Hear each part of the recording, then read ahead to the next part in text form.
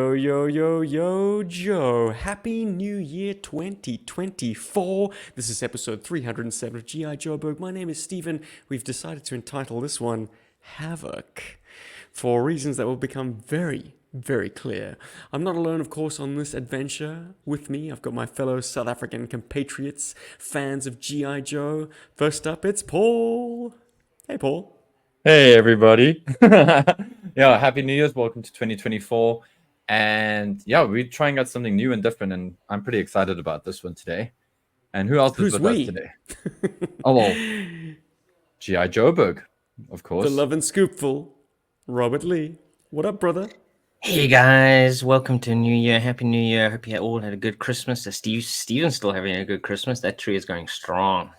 It's That tree's lit, going Strong great. brothers. tree. It's lit. So, our resolution for 2024 was to once again reinstate the weekly GI Joburg podcast. We'll be doing a live show every alternate week, and every other week than that, we'll be doing a pre-record where we get to talk, just the three of us, about a specific toy. And on the slab, if you were paying attention to the episode title, is the Havoc, a vehicle Yes. Oh, that, it's the as pulverizer. of... Oh, poor Paul. Rob hasn't ticked that box just yet. He's a little I know he's behind. dying to. But as of Christmas 2023, we each possess this infamous vehicle from 1986. We each have our very own H.A.V.O.C. Of course, there are some minor differences between can our drift. three. It can. It is, of I course, love that this car can drift. I mean, it's an acronym, fellas. Yes, And, heavy attack vehicle of chaos. How did you know? How did you know? I just knew it. I looked at the file card, I guess. The heavy attack vehicle of chaos. I'm rolling with it tonight, or this morning, or whenever you are listening to this fine podcast. Because as I say, this is a pre-record. We unfortunately do not have any live chat elements, but it'll allow us to plow through this vehicle or this steaming turd a little bit quicker. turd. Prepare to have some heated opinions on this episode. Now there's going to be a mass debate. Indeed. But I think it might be useful to talk a little bit about this vehicle's history, its inception into GI Joe. To do that, we'll be using some slides. So if you are watching the YouTube version, you're in for a treat. If you're listening to the audio, we'll do our best to describe what's happening on screen. But the Havoc, being in the 1986 series of GI Joe, coincided with the epic 5-parter that introduced that year's toys, Arise, Serpentor, Arise. And it debuted in the first part, along with its driver, Cross Country, with some choice bit of dialogue. The GI Joe High Command of the day, Flint, Beachhead, Duke, and the top man, Hawk, are inspecting the new equipment, and they're looking at Cross Country with some consternation because he seems to be installing a tape deck into his Havoc. Of course, Cross Country says that it's Gonna rock fighting that music. Freebird, bro. Yeah. Gonna rock some Freebird. And Beachhead calls him out on this, fighting music, to which he replies, yeah, every time I play it, somebody wants to punch me. The classic. Oh god. Not only do we get an introduction to the Havoc, but we get an introduction to Cross Country, who, unlike other GI Joe heavy equipment operators like Heavy Metal, who don't seem to have too much character, this guy he's a class act. I mean, you can see why he got a focus episode and was only a vehicle driver, because he is very characteristic. We'll get into his file card in a bit. Any memories you guys have associated with the Arise, Serpentor, Arise appearances? Wow. Serpentor rose Serpentor. very high in that episode. Absolutely. I think that the Havoc was kind of downplayed as a more background element. Like the Triple T got a lot more time to shine thanks to the Sarge being large and in charge, that miniseries. But I think we can all agree the Havoc's real animation moment to shine was in G.I. Joe, the movie, 1987. It was like Yeah. the GI Joe tank because obviously the Mauler had been cycled out of production by then. The Havoc you could still probably buy, so it was GI Joe's main battle wagon of the film, and had amazing featured moments. The BET started cross country's Havoc. So cross country goes charging through the snowy terrain after his vehicle, He only to goes be cross attacked. country across. He does. Attacked by all the Cobra forces in stuns, which seemed like the natural opponent to the Havoc. But we'll get into perhaps a potential second natural enemy, and maybe even a third. But yeah, it gives rise to an epic battle in the snow. Havocs are being destroyed left, right, and center. The Joes are rushing to their vehicles in a desperate fight to try and bring the fight back to Cobra. Snow Job climbs on one, it gets shot up. Quick Kick climbs on another and grabs hold of Snow Job. The cannons seem to fire rocket-assisted projectiles. I don't know if you see it actually animated, these red missiles coming out of the front of these cannons. Ooh. Yeah, beautiful sequence. Absolutely I've always- gorgeous. I mean, the movie showed it off so well. Like, good lord. Indeed. Which also like makes me wonder why there aren't variations of the Havoc. Like there's so many, they took the Snowcat and they've done so many different color variations of the Snowcat. But I wonder why they've never done that with the Havoc. Why we only have the Sky Havoc and, well, the basic Havoc. And I suppose we also have the Action Force Havoc, which I'm sure we'll get into a little bit later. But it's always been weird to me that we've never had like an Arctic version of the Havoc or a night version of the Havoc. Oh, a night version would be amazing. It would be very cool. I don't know. It's just always like struck me as a bit odd. But then again, I suppose now I don't have What to also own all struck of me them. as a bit odd, once we get into like the outskirts of Cobra La, and Roadblock is in the hover vehicle, so the mini vehicle that the Havoc detaches, he's got these two honking guns on either side, but he's still using his Mardoos. Did you guys ever find that strange? I know I did. Nah, I do didn't. think it is strange, but it's strange in a cool way. Yeah. Yeah, I think it's it's a gun. awesome.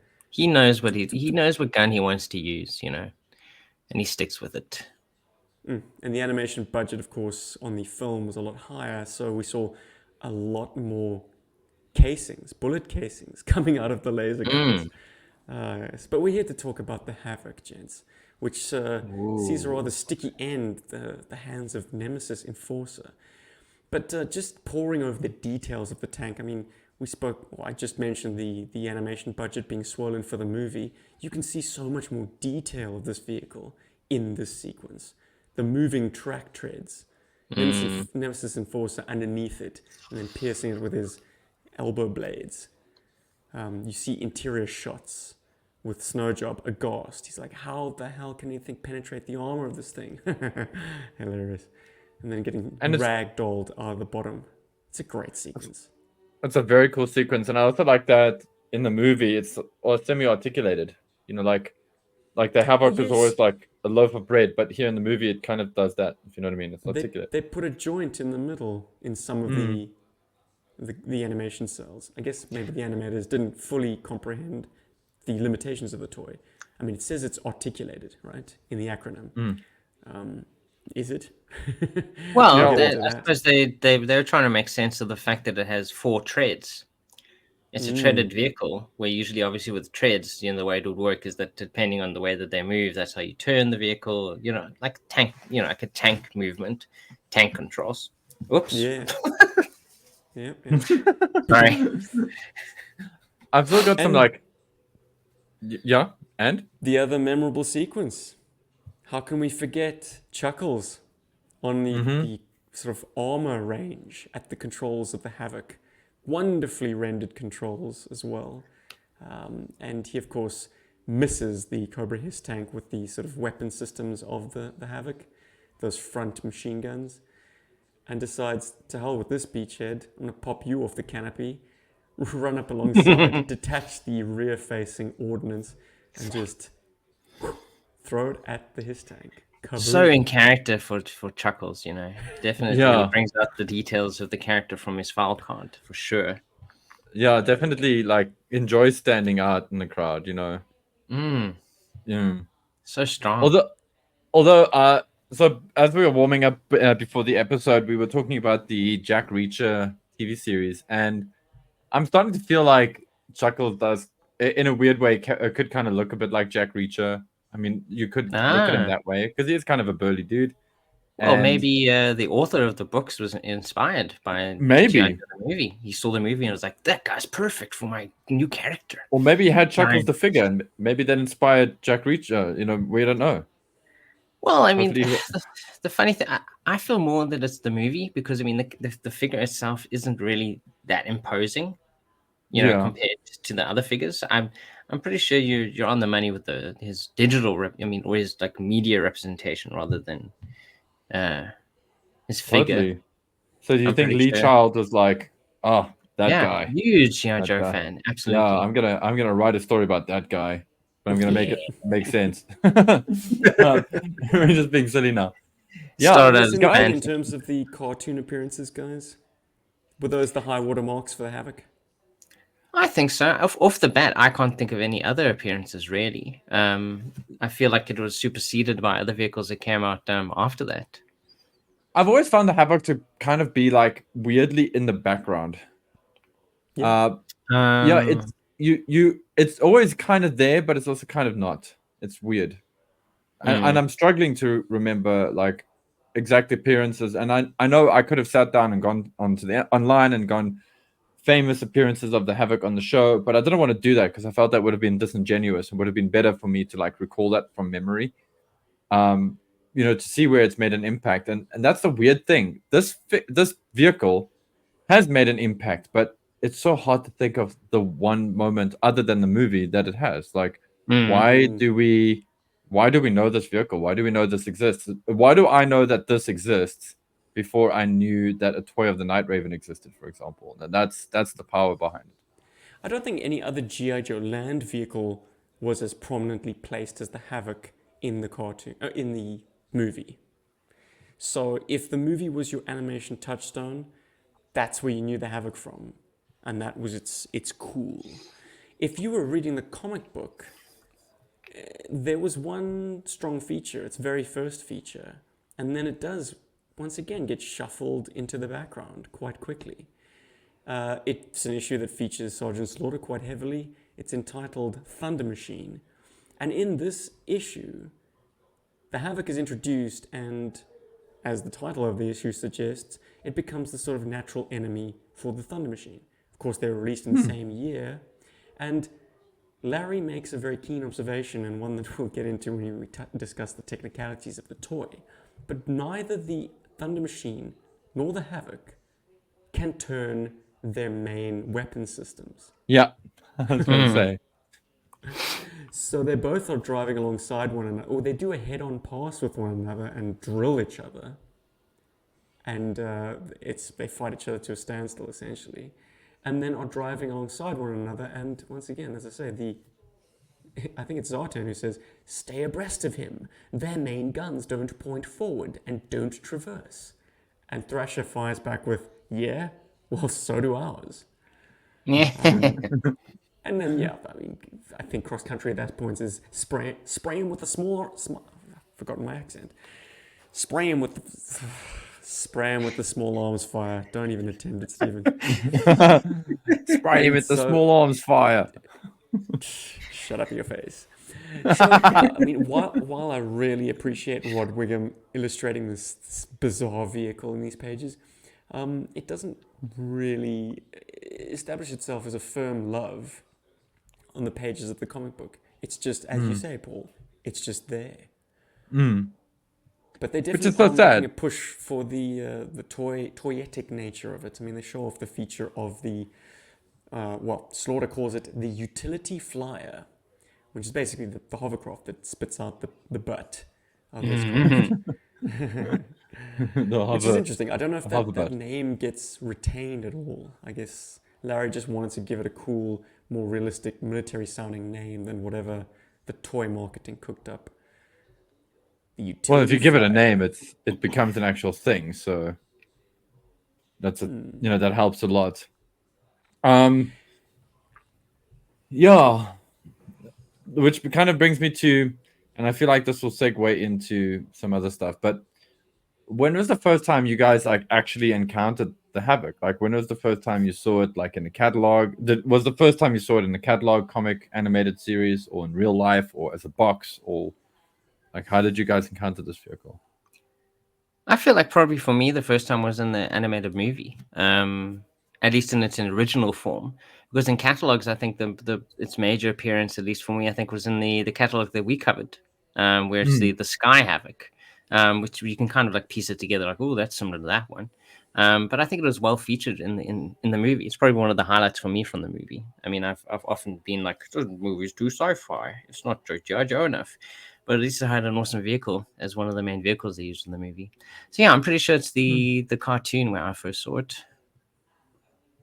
Same Rob, here, and I don't think I made the association that that Paul, green thing on the screen was the same vehicle as the Sky Havoc. I think repaints, they sailed clearly over my head back then. I hate to admit it, but it's the same here. I Yeah, must have seen the Havoc like 1,000 times going through that catalog, and then not the realize Sky that Havoc. the thing in the movie and the Sky Havoc were the same thing. Like So Rob had an Rob is just issue like of Rob's got it. Rob had an issue of Action Force Weekly, the one which features Snake Eyes version 2 and Hawk version 2 sort of shooting at a rattler that's flying behind them. Inside Yeah. that issue was a pull-out sort of mini poster slash advertisement for the Cobra Rattler and the Action Force Havoc. It was basically a Dio comic shot using the toys, and it closely matches the Action Force commercial that also promoted those two vehicles side by side. And so that was the first time I laid eyes on the toy. Of course, it was not the US release of the toy, which I feel like is an issue that we are going to get into very shortly. But I think we also would like to, at this point, throw massive props to our man, Carson Metaxas of 3D Joes and his collaborators for presenting probably the best fan resource of any toy line under the sun. I mean, 3D Absolutely. Joe's is immaculately put together, so user friendly, and if you're a Joe fan, surely you know about this resource. If you don't, you need to discover it right fast. This content is not sponsored. Just saying. This Hey, is man, pure we do love. we do it for the love because Carson's a great Yeah. guy. And we've had the pleasure of meeting him, actually, which I'm Yeah. thrilled to say. So he's a great guy in terms of the work that he puts out. Operation Recall, 3D Joe's to name but two tent poles. But he's a great guy in the flesh as well. And he has presented to us the 3D spin of the Havoc. If you don't have the toy in front of you, this is perhaps the next best thing. All the angles you could possibly want, all the features plainly exposed for the eyes to see. And this is exactly where we want to go to continue our deep dive into this strange vehicle. What is it? Is it a tank? Is it a support vehicle? Is it artillery? Is it a recon vehicle? Is it everything? Everything your imagination could possibly want? Yes. Answer 3. I feel like it's GI Joe's response in a way to the Hiss tank. You know, they're both kind of like fronted by a seemingly you know, vulnerable glass. They're both meant to be very fast. You know, they've got huge cannons on the top. You know, cannons of a size on top. But the Havoc has that advantage of the little deployable vehicle as well. And I suppose that it can, well, can it hold more people? I don't think it can. Than a Especially if you hiss. take Kinda take can. advantage of the, well, if you take advantage of the, you know, the lifting out the turret, you can shove tons of characters into the Hiss. Yeah, okay. Yeah, I By the suppose same that. token, you can shove tons of characters into the cavity left by the Havoc's utility flyer. or something Yeah. like that. But maybe The we'll get some hovercraft. clues as to what the Havoc is by reading the box back blurb. Ooh. This roving vehicular fortress is an extremely versatile Vehicular. machine with pivoting dual track system for the toughest terrain. It's part of the new modern Army GI Joe collection of vehicles, weapons, figures, and accessories. Use it to help GI Joe defend democracy and battle his evil enemy, Cobra. Okay, that last bit is just pure hype. But it's a vehicular fortress? Wow. It's punching a bit above its weight, I'd say. Yeah, especially when you have produced other actual larger pieces that are more fortress-like than this one. I think my first impression of it was it's actually quite modestly sized. Considering all that it contains and all that it can do, it actually kind of, there's not much to it. It's like a base piece of plastic onto which other things are clipped. It's not a top half and a bottom half like a Mauler tank. So it's pretty thin in the gills, if I'm being honest. But it really maxes out on features. Well, I love that picture on the box art where they kind of feature how many characters you could actually shove onto this thing. That's ridiculous. I think it does beat his tank. I mean, they've used every single peg on the side of this thing. That's It looks like a characters. zombie. Yeah, it looks like a zombie movie.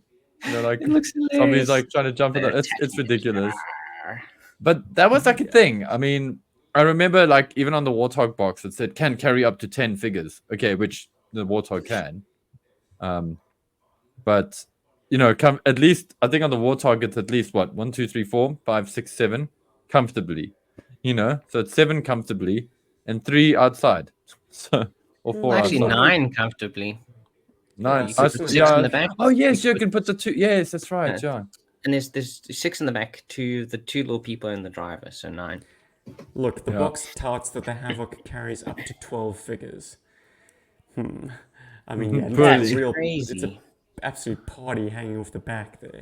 And you certainly can't launch the utility flyer with all those guys on the back sills. And I love how they like got their accessories, dude. Like, check Absolutely. Dialtone's got his backpack.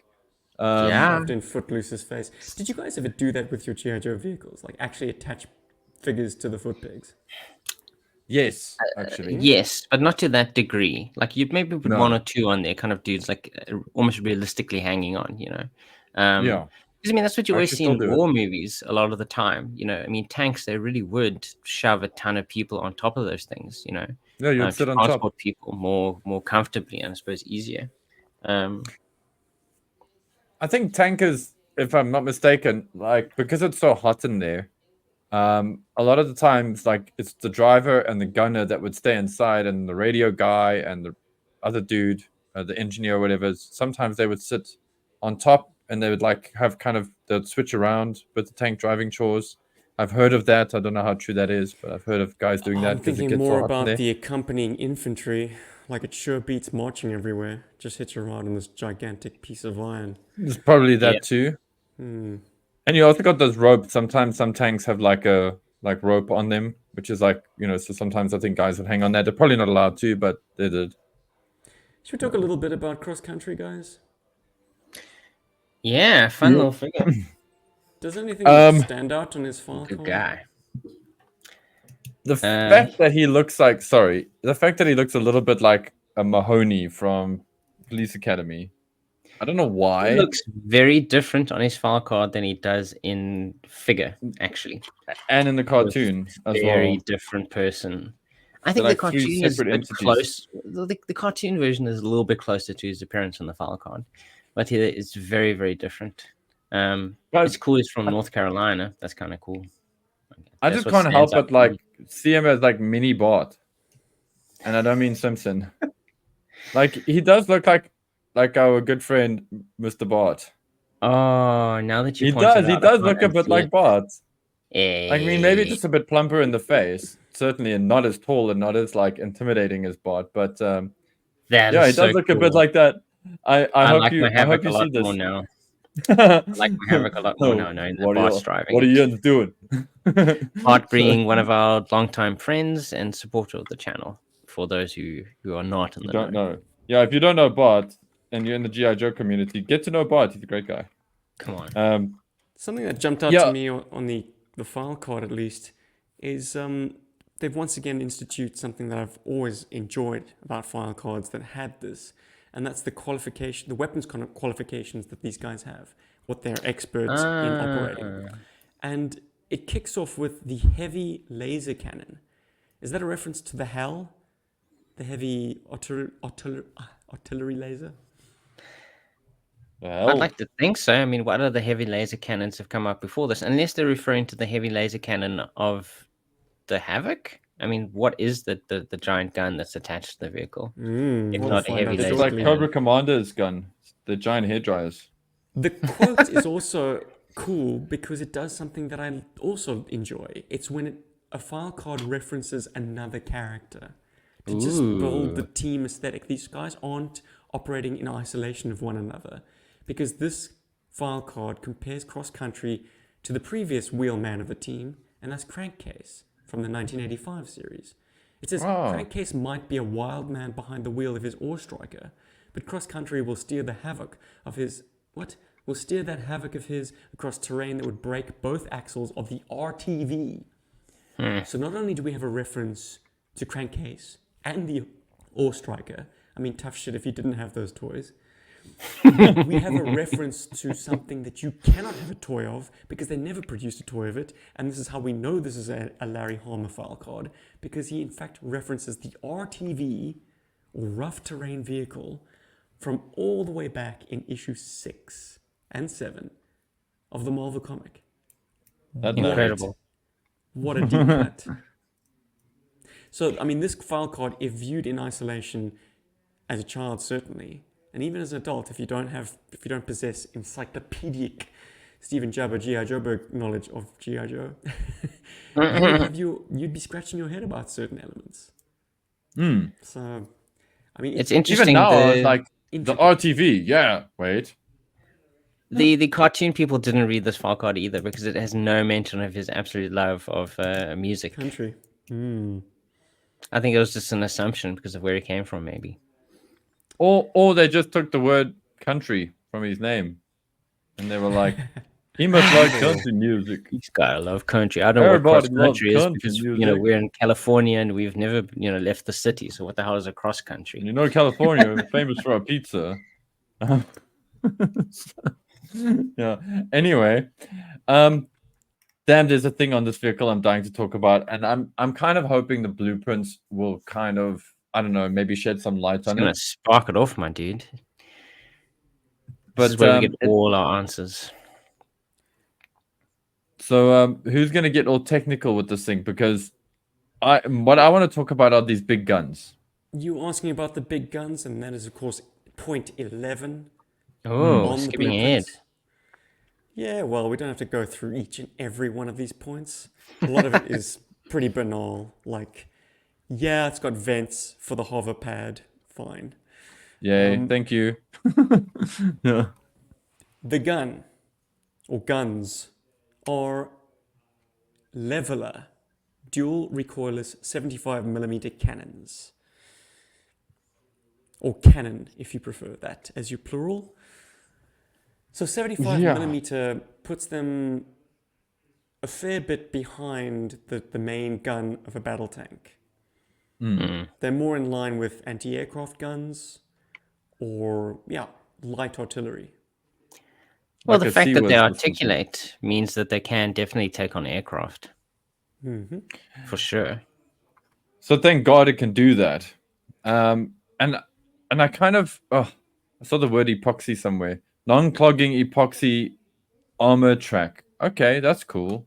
Yeah, it's pretty fancy. Okay, right. And yes, by the way, it's not glass in front. It is impact resistant tilt back canopy. That's what it is. So it resists impact, so you don't have to worry. The Joes are protected under that canopy of reinforced glass. Good force fields, okay, force fields. Force field. Whoever wrote the copy for this blueprint was having a few laughs because there's some tongue-in-cheek little Oh, there's some great little quote. They've given almost everything a name. Yes, anytime you see quotation marks, someone's having a good time. Yes, the sort of arms that the guns are attached to that give it that kind of articulation are called soft rock. What is it called? Soft rock recoil compensation adjustment. Lols. Yeah. The seat itself, the suicide chair as I like to call it, here they call it the high command ergo fit gun seat. So ergonomic fit, but the fact that it's kind of really positioned very high high above the command. vehicle, it's a high command, and they saw fit to put H.A.V.O.C in that seat. And because we I know mean, that no one gets shot and killed in GI Joe. no, So never. put your general in this death Well, it trap. looks like And Hawk's about whoever, to shit himself. Good thing and he's whoever in an ergo named seat. whoever named the dual cannons, I mean, they're very confident of how powerful those things are. Because as you said, they're called the leveler 75 millimeter cannons. So they're like, Yep. these things are designed to completely destroy anything that you're coming up against. What makes, well, I suppose you still get recoil on a recoilless gun, but point 10, as we've outlined, calls those arms recoil compensation adjustment. And then the very next point, we learn that this is a dual recoilless 75 millimeter cannon. So, What They're are they recoiling? overcompensating. yeah, man, you could, I don't know, you could place an egg on top of these guns. It's just the egg would not roll off. It wouldn't wobble. But maybe Well, it does now because they've gone and messed it up now. Well, Too they much could be future-proofing it if they ever had to upgrade the Havoc. You know, they Ah. to bigger guns that cannot be recoilless because of their design. It would it would be future-proof. You can continue to improve this vehicle as you go along. Interesting. Lose the gun chair, take away the two turrets, make one central big cannon, and all of a sudden you've made this into, I guess, the maggot. Yeah, maggot or there you go. You really could. I mean, it does kind of feel like it's a platform for almost anything. I mean, if you think about the way that you've described it, essentially it's a base plate and you just pop other stuff on top of it. And because of the way that it has like the front and the back, I suppose wheels or tracks as well, kind of, you can think of the back as completely modular. So you could really, wow, possibilities we could have had with this thing. I mean, you could even like imagine this thing as a kind of a fire engine kind of vehicle as well.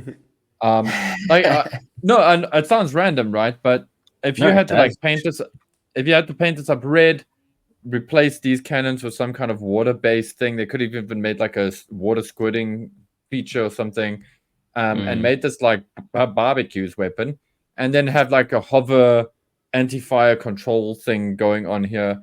It could have, it's kind of very modular in that respect. You could have also, I think, even, I mean, obviously, I want to see a Tiger Force version of like everything, but there's a lot happening here.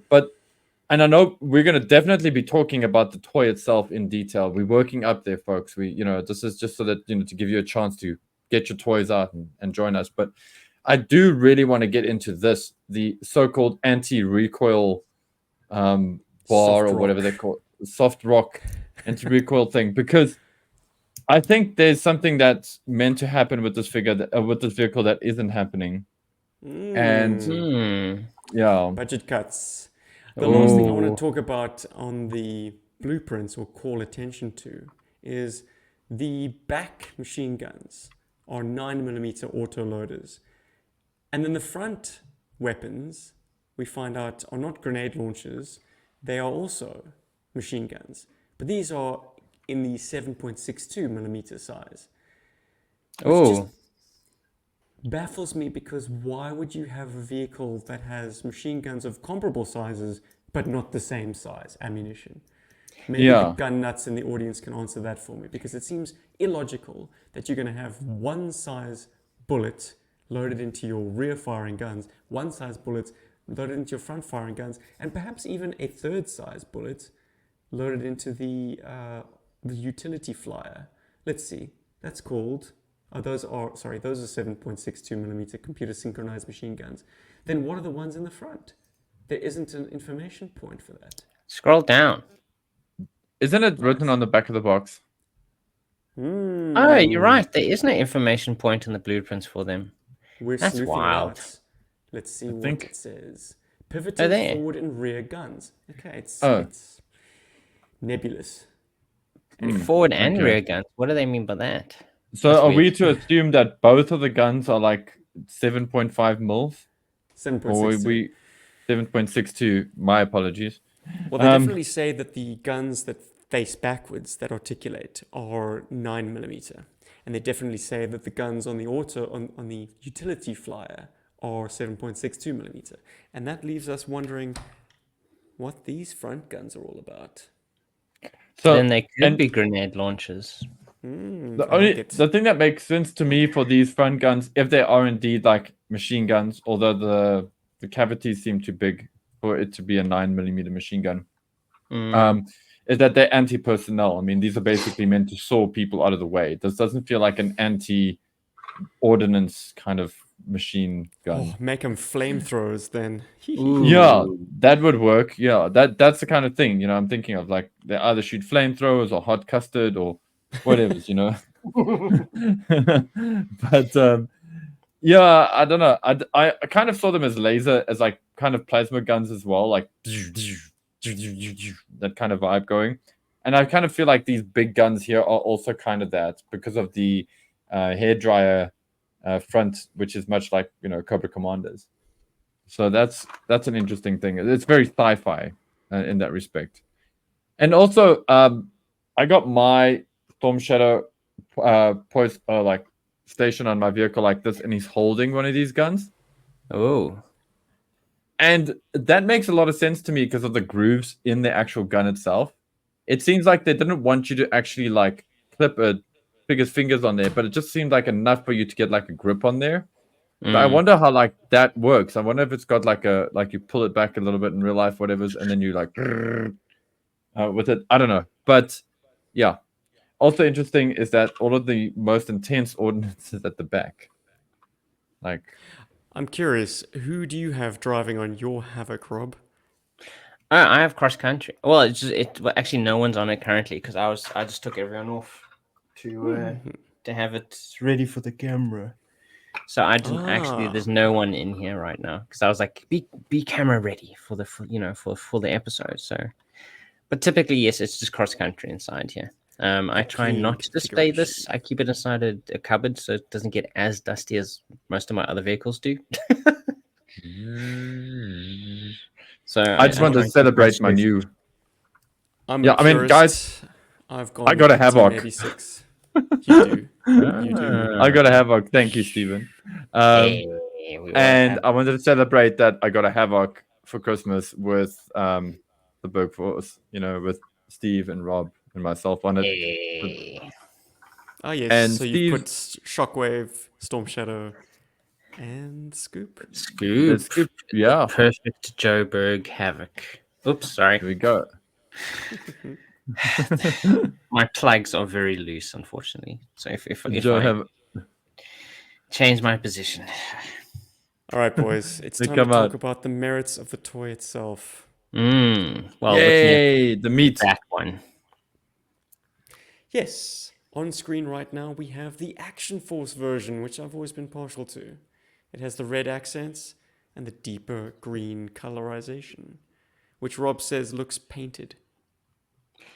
Yeah, for some reason, maybe it's the quality of the plastic is different, but to me it does look painted compared to the plastic of the American version.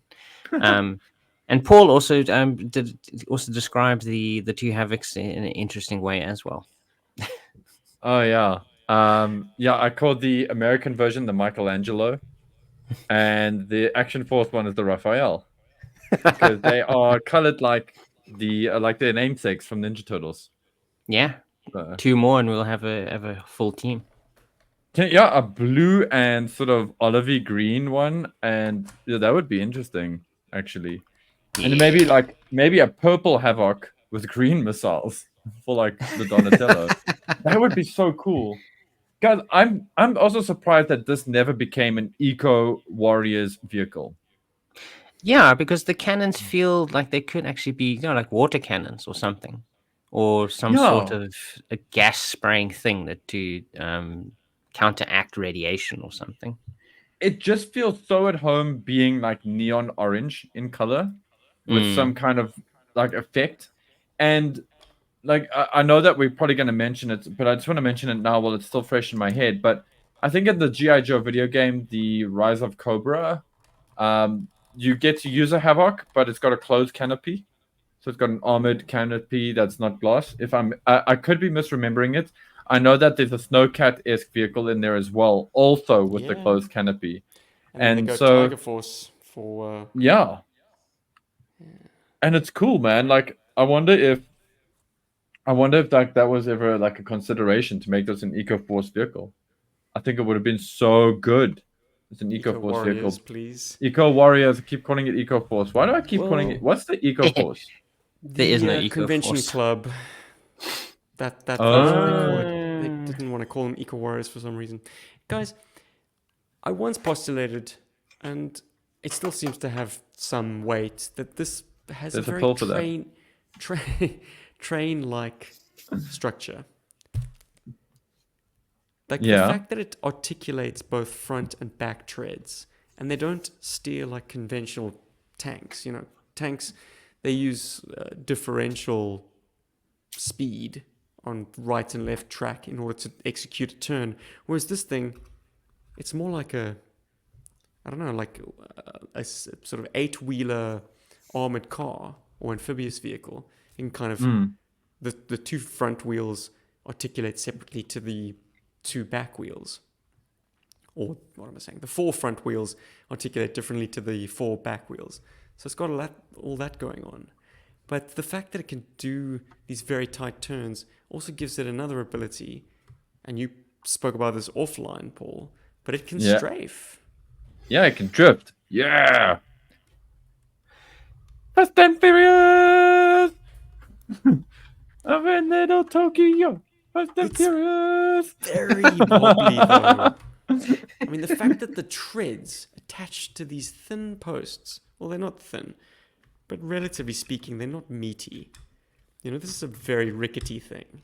This has been my criticism of this from the start. Like, it's pretty insubstantial.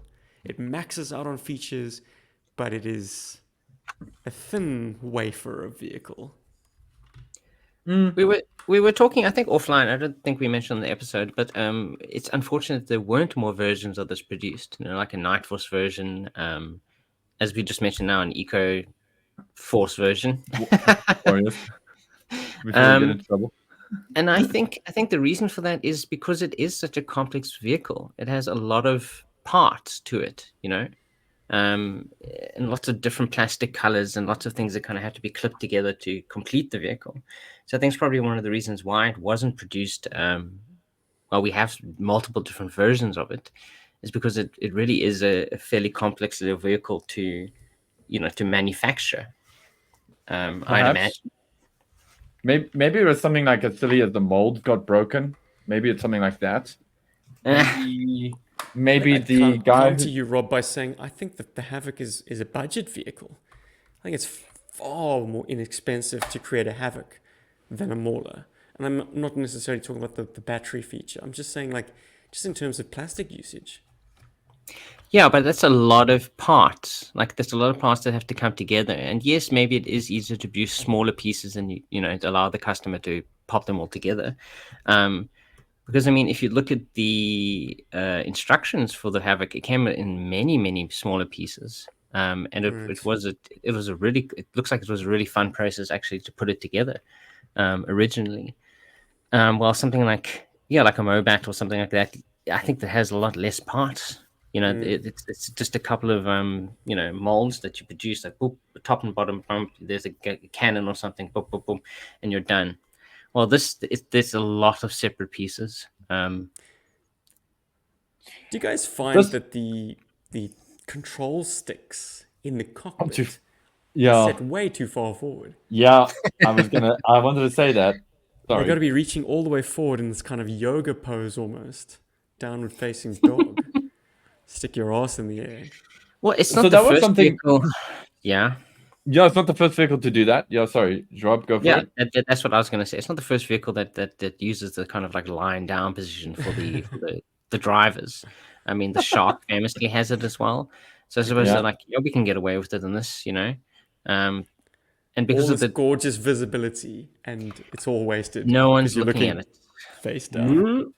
At least there's one small concession that was made here, though, for that. Like I think they understood that, and they try to give it the like that dip in the inside, you know. So you have to kind of bend the figure's legs like that to put them in, Mm. and it kind of makes it make more sense. Like they try to make it more canonical in that respect. I also, and guys, if you have a Havoc and you've never really looked, and I have been scrutinizing this toy because it's my new toy, and inside I love that there's like it looks like a foot control inside, like inside Mm. the where the feet go in the canopy, and they're on the correct on they're both on the same side, so it's symmetrical inside the vehicle. So both drivers, pilots, operators Mm. have that fit. So I wonder, like, I love that little detail being there as well. It's a cool little detail for in here. So yeah, okay, fine, they're lying down, but at least there's a lot of interesting visual stuff going on. And I find with my scoop, somehow I've managed to get scoop in a great position to almost get close enough to those handles. Um, Even though they are quite a bit far ahead, I just feel like this is a very natural pose. I managed to get him in there.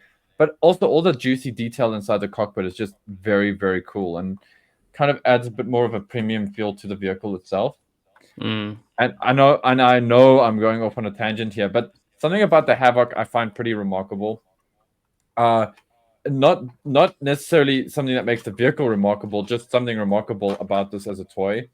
When you look at it from the side, like that, it looks so chunky, and it Yeah, does look kind I of was gonna beefy. say as well.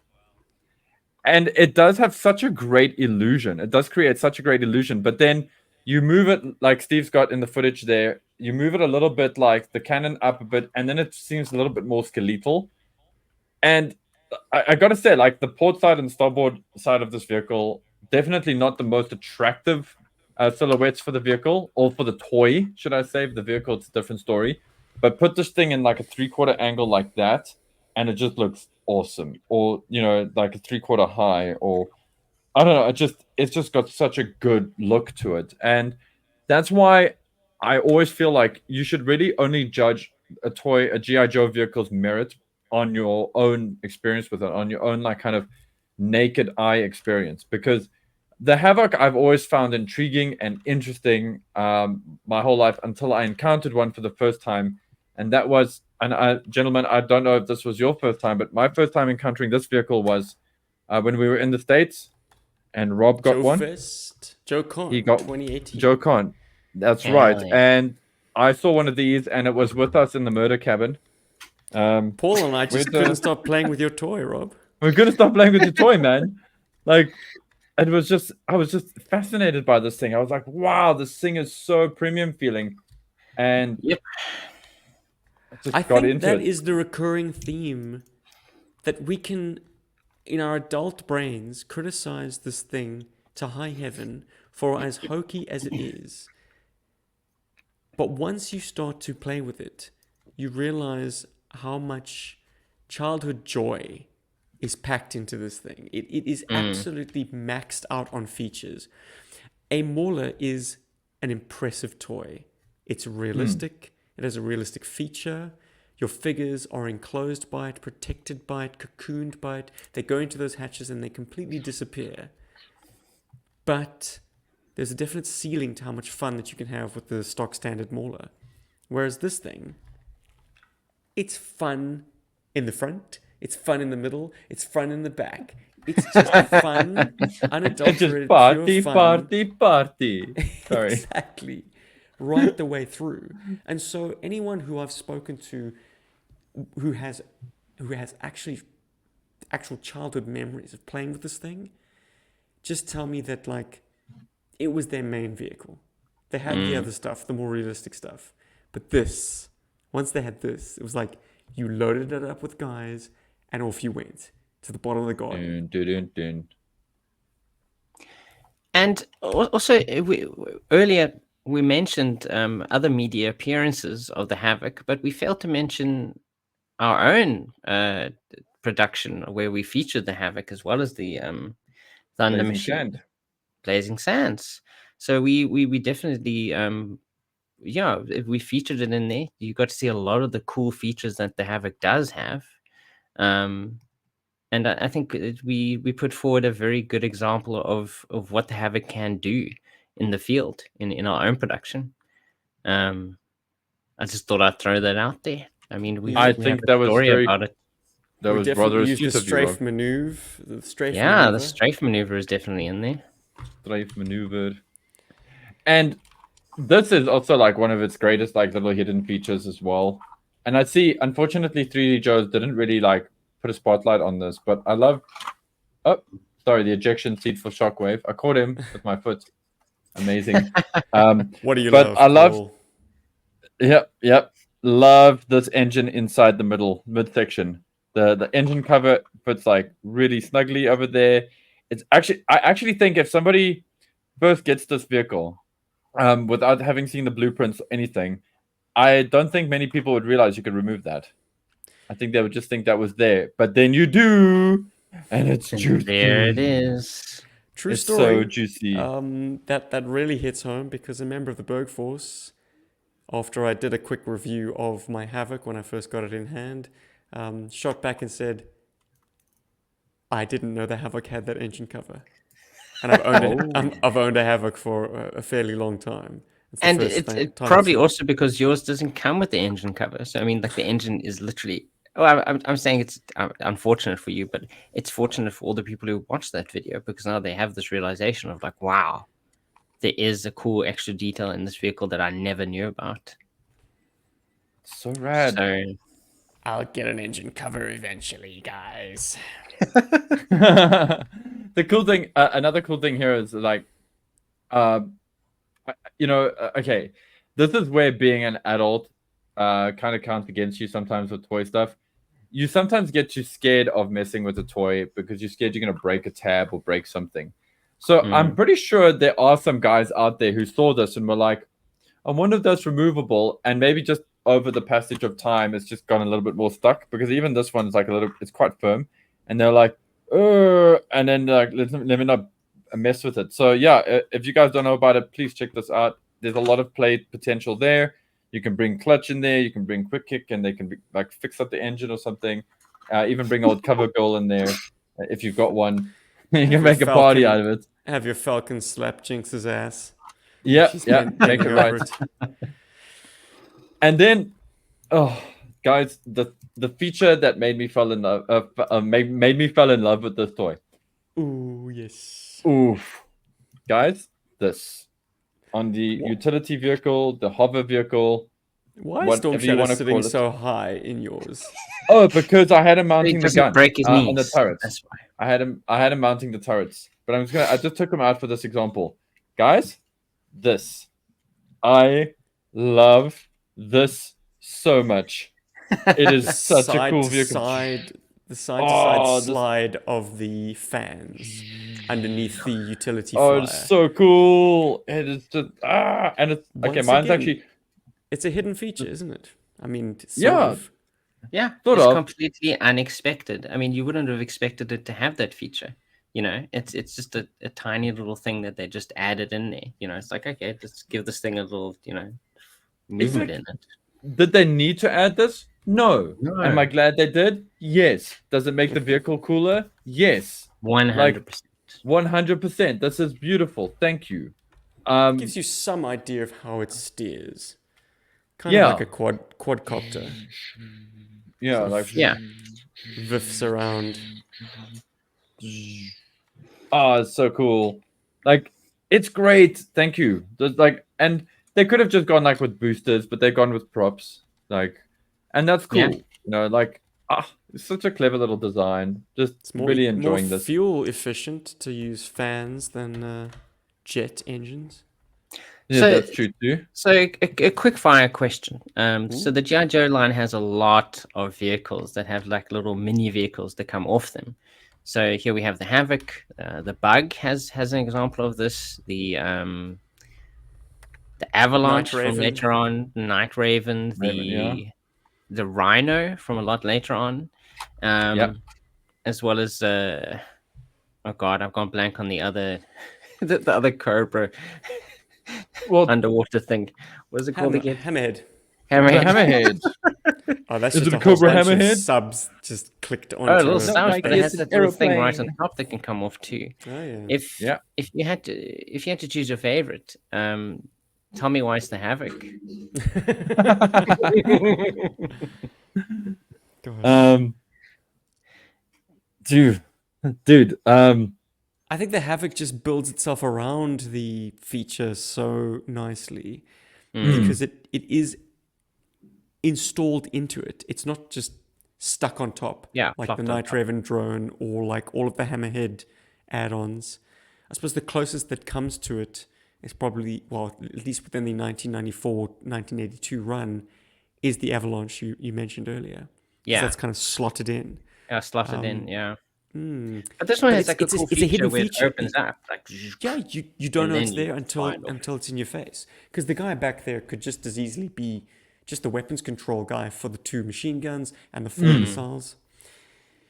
Yeah, we haven't really addressed why they're facing backwards.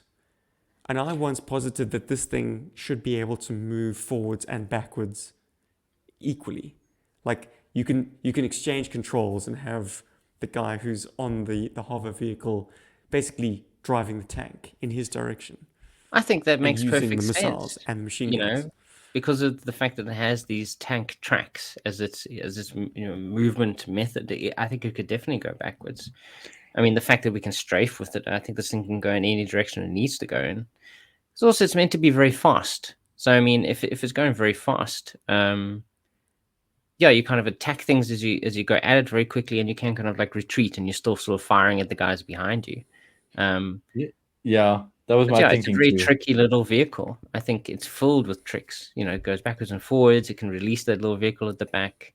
It can raise the cannon, so you don't even see this thing. It comes up a little hill. The cannon comes up and can reverse on out. And it's a very versatile vehicle, and I think because it looks so unique as well, especially in the whole, I mean, GI Joe vehicle pool, I think it stands out as kind of like the GI Joe vehicle, especially if you do own one.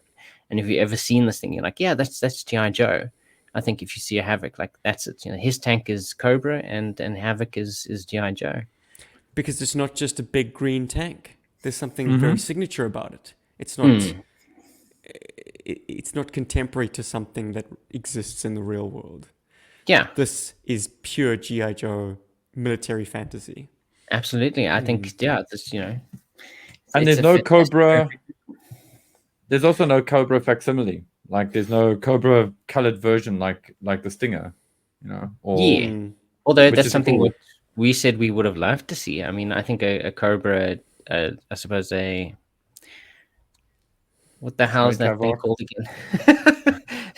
The Python Patrol version of. Can you imagine a Python Patrol Could be version of fun. the Heck yeah. But then it's interesting because I think the H.A.V.O.C. has that feature that lifts up the head, comes up. It's just an abomination. But I feel like that in its own way is trying to be like the Havoc. Yeah, exactly. Yeah, It's like that's copying the Havoc. Absolutely. Destro so tried to that's copy it as well. I think. with That the vehicle that falls apart. spoiler. Yeah, I that mean, one. not the spoiler. Demon. Demon. Thank you. Yeah, which is also like a fun vehicle. So, my theory, there's 2 driving positions inside the Havoc, right? So there's 2. So in my mind, I kind of feel like one of them is in control of forward movement. So one guy on his screen, all he sees is everything that makes sense going forward.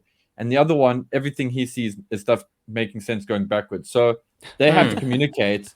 And so when Interesting. he's driving it, even though his body is feeling the vehicle going backwards and stuff, it's like playing a video game. He knows exactly, he's only controlling what the back of it sees. So that kind of makes sense to me because having 2 drivers in there is a little redundant.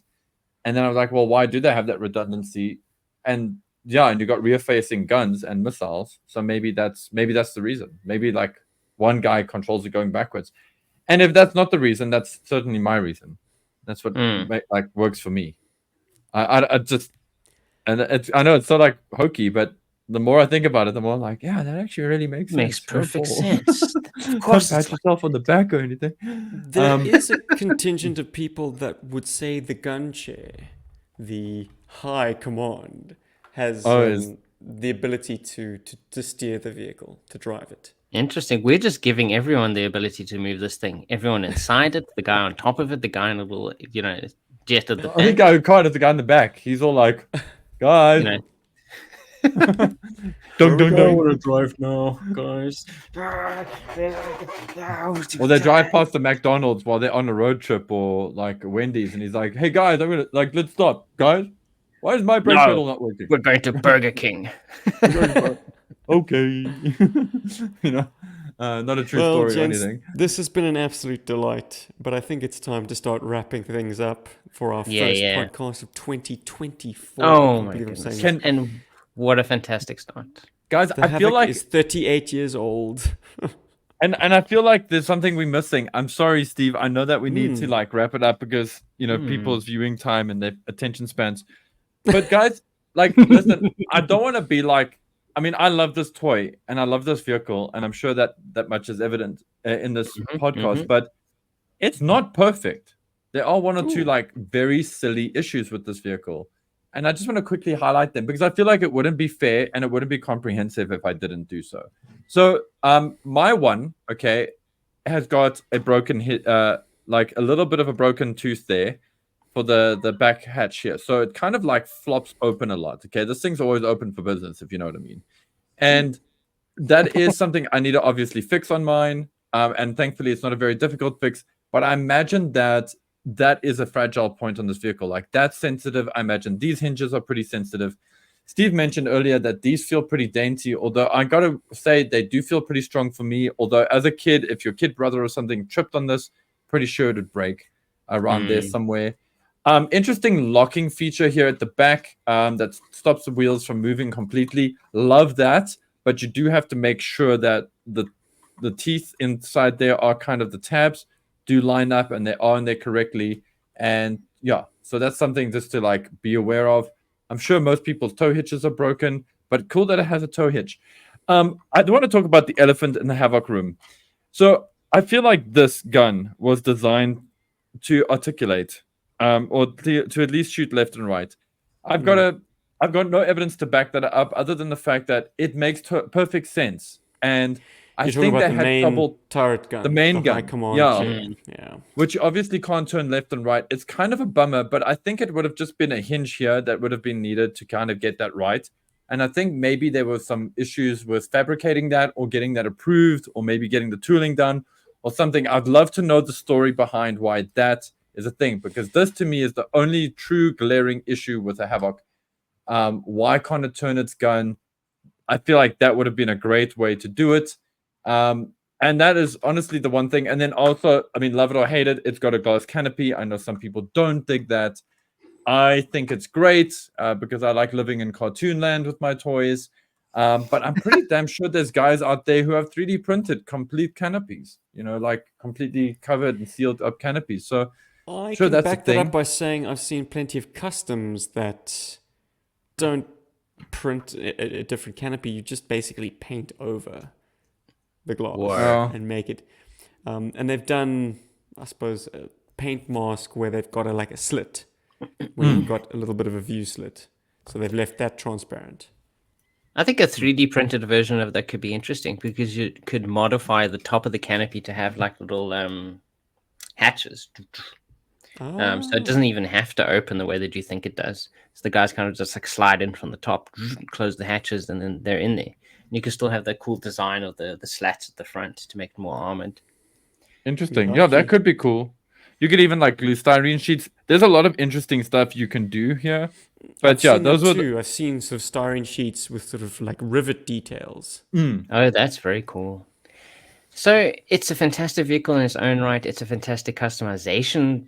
Possibilities is almost endless. You can do whatever you want with this thing. You could even design it in a way that the cannon can turn, But you could actually do it a lot easier if you kind of just change the way that this part up here attaches.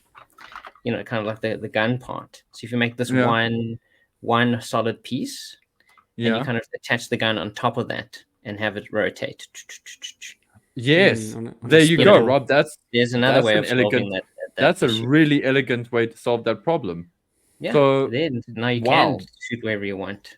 instead of just with the 7.76 guns at the back. Oh wait, Yeah, these are good half 9 kits. millimeters, aren't they? Oops. Very Oh, good, Rob. oopsie. But yeah, guys, I mean, I think those Overall- are our thoughts on the Havoc. Yeah. Gorgeous vehicle, and I'm so happy that each of So- us has our own one now. And one So day, glad Stephen I will have have one. a proper one too.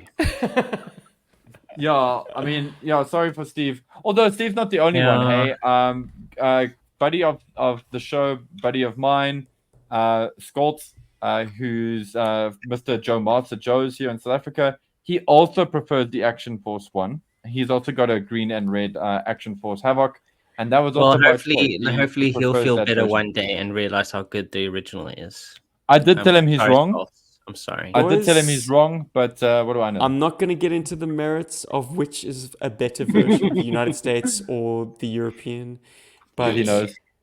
But he knows which is in better. every media appearance, be it comic book, cartoon, commercial, these points are colorized red and not orange. Wow, that's unfortunate they got those wrong in every single case. Yeah. Defiant to the last. I love it. But Gotta be. I'm glad we had a Havoc and good time. This We're having a good time. Nice, Rob. The episode was This definitely has filled with a been- lot of chaos. This has lot been of episode vehicles. 307 of GI Joburg. We, of course, thank our patron subscribers. We thank Absolutely. our YouTube members, both of which I think will be getting early access to this episode. Whoop-de-doo. Yeah. Ooh, enjoy So it, guys. if you just can't wait, you too can To be join king. for as little as $3 a month. Wow. I don't have a high asking price, but our philosophy has always been like, yeah, just toss us a buck. Let's get that Berg force as big and strong and powerful as possible. Yeah, and guys, thank you again for all of that because it does help us run things like StreamYard, helps us with the Discord is not like a major feature, but it helps us run that. Hey And man, you can get a hold of us anytime. Yeah, So that ain't nothing. All right. it ain't nothing, but it's there. Yo, Joe Berg, everybody. Havoc, Havoc, Havoc, Havoc, Havoc, Havoc, Havoc, Havoc, Havoc, Havoc, Havoc, Havoc, Have a good time. Havoc, have a good time.